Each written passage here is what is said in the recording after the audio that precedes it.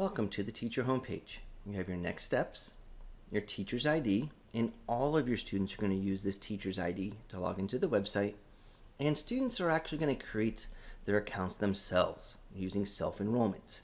And you'll provide them these codes, one per period.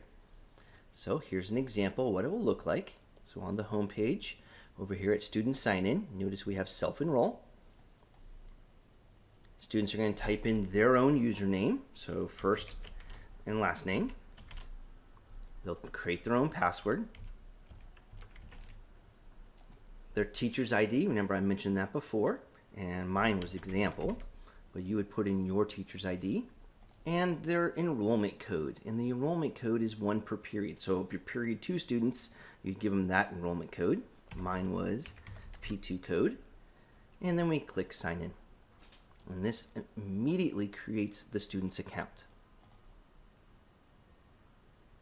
Voila, now the student is signed in, created their account, and they immediately see what they need to be doing next, which is that current unit, the introduction unit. And they would click on this first assignment called Assignments Videos.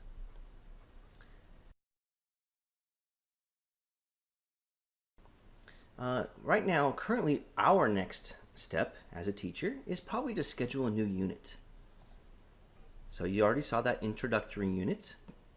So let's say that you're going to teach protein synthesis next week. Let's schedule that unit. And on this date, we want to select it for next week.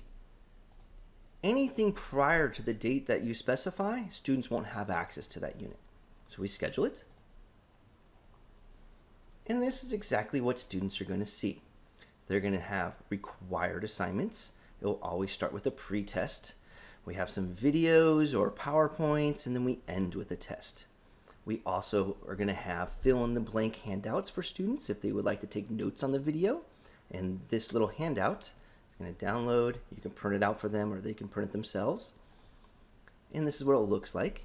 And so it's all set up Cornell style. And it's just fill in the blanks. Students are going to follow along with the video and answer all the blanks. And this organizes these notes for them. So this is the order the students will have. They also have optional assignments, and the optional ones are just there to help them out, like optional introductory assignments, meaning they forgot some information, maybe they need to go and look at that.